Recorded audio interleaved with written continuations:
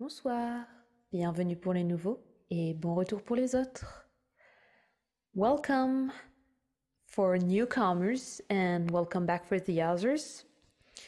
Donc j'ai décidé de faire cette vidéo afin que vous puissiez apprendre l'anglais ou le français. So I've decided to do this video for you to learn English or French. I do the French explanation first and then yours. Je vais commencer par faire l'explication en français, puis ensuite en anglais. Déjà, ne vous inquiétez pas, ce ne sera pas mon horrible accent que vous aurez à écouter dans la partie anglaise, mais celle d'un autre youtubeur. Je vais vous mettre le lien en dessous. C'est lui qui me prête ses vidéos pour la partie anglaise. Vous allez donc avoir une alternance entre l'anglais et le français pour réussir à apprendre et à maîtriser la langue, tout en prenant plaisir à écouter et à comprendre votre audiobook, car cela n'a aucun intérêt d'écouter un livre entièrement en anglais si vous ne pouvez pas le comprendre. Vous allez donc des fois avoir des alternances de 30 secondes en anglais, 30 secondes en français, ou parfois le contraire. Vous pouvez aussi avoir 10 secondes par-ci, 10 secondes par-là. Je peux couper les phrases au milieu. Je peux aussi parfois juste utiliser un mot. Ce sera à voir au cours des vidéos. So, I'm doing this video for you to learn French or English. Firstly, don't worry, it won't be my accent you will be hearing in English, but the accent of an actual English native speaker. His link is below in the video, and it's he who gave me his video to the English part. So you'll have here English parts and French parts, so you can understand this audiobook and still try to learn French by the same time, or English, or whatever languages you want to learn with this video. I just hope you have a great time. Let's get started. Commençons. L'éventreur de Horchot. Lorsque les cris s'élevèrent, je me détournai et pressai les mains contre mes oreilles, à m'en briser les tempes. Dans l'immédiat, il n'y avait rien que je puisse faire, mais cet appel au secours d'un homme torturé retentit longtemps, avant de s'éteindre au loin.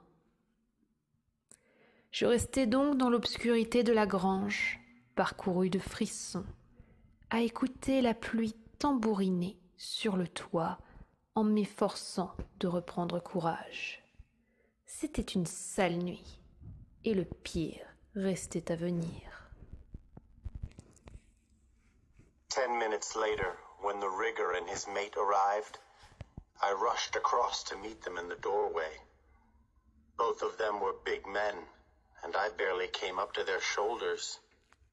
"Well, lad, where's Mr. Gregory?"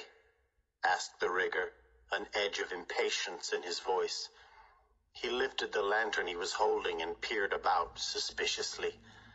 His eyes were shrewd and intelligent.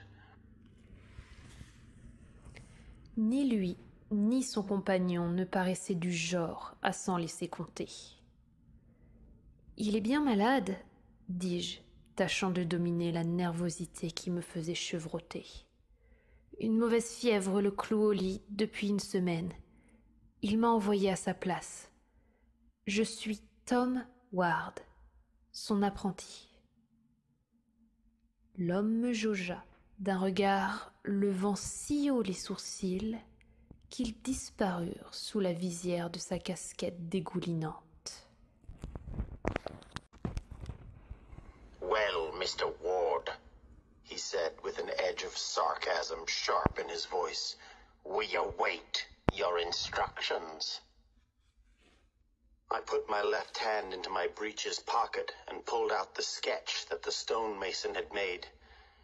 The rigger set the lantern down on the earthen floor and then, with a world-weary shake of his head and a glance at his mate, accepted the sketch and began to examine it.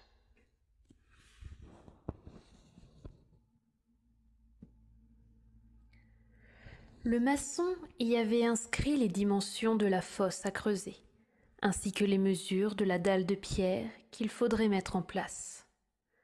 Au bout d'un moment, le terrassier hocha de nouveau la tête et se remit debout. Un pli soucieux lui barrait le front. La fosse devrait avoir 9 pieds de profondeur. Ce plan en indique seulement 6. Il connaissait son travail. Lorsqu'il s'agit d'un gobelin ordinaire, 6 pieds suffisent. Mais pour un éventreur, l'espèce la plus dangereuse, la norme est de 9 pieds. We were certainly facing a ripper. The priest's screams were proof of that. But there wasn't time to dig 9 feet. It'll have to do, I said. It has to be done by morning, or it'll be too late, and the priest will be dead. Until that moment, they'd both been big men wearing big boots, oozing confidence from every pore. Ils semblaient soudain nerveux. Je leur avais envoyé un billet leur expliquant la situation et leur donnant rendez-vous à la grange. Je l'avais signé du nom de l'épouvanteur pour être sûr qu'il se déplacerait.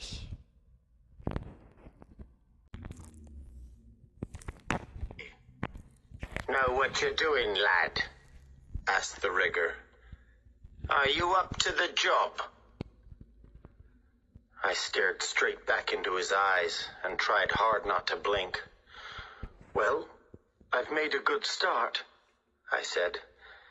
I've hired the best rigger and mate in the county. It was the right thing to say, and the rigger's face cracked into a smile. Quand la pierre arrive-t-elle? Avant l'aube. Le maçon la portera lui-même. Le terrassier acquiesça d'un signe. Alors, on vous suit, Monsieur Ward. Montrez-nous où il faut creuser.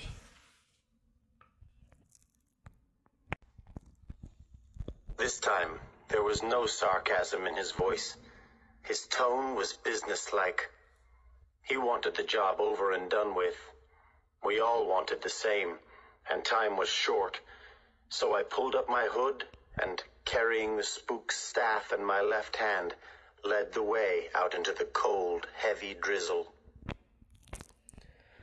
Une charrette à 2 roues, qui les attendait dehors, contenait leur matériel, recouvert d'une bâche imperméable.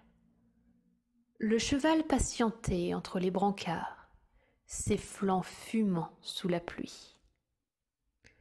Nous coupâmes par le champ boueux, puis longeâmes la haie d'épineux, jusqu'à l'endroit où elle s'éclaircissait, sous un très vieux chêne. À la lisière du cimetière, la fosse ne devait être ni trop loin, ni trop près d'une terre bénie. Les premières tombes n'étaient qu'à 20 pas. Dig the pit as close as you can get to that, I said, pointing toward the trunk of the tree.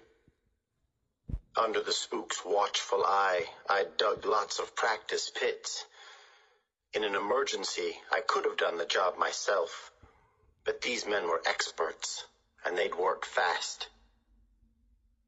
As they went back for their tool, Je me frayais un passage à travers la haie et louvoyais entre les tombes jusqu'à la vieille église.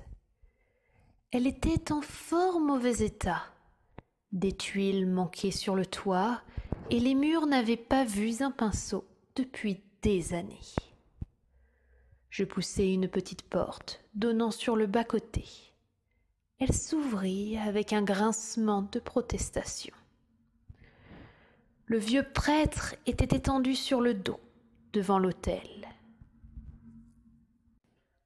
Okay, so that will be the end for today. It is actually really long to do. It took me like nearly, actually more than 2 hours to do these few minutes of videos. So, of course, I will continue only if this interests people, because I'm not going to lose my time if it doesn't help anyone. So please tell me if you enjoyed it. Ce sera tout pour aujourd'hui. Ce système prend actuellement énormément de temps à faire. Ça m'a pris plus de 2 heures. Et donc évidemment, je ne continuerai uniquement que si cela aide certaines personnes. Si cela vous intéresse, laissez un petit commentaire ou mettez un pouce ou faites quelque chose que je le sache. Peut-être à une prochaine fois donc.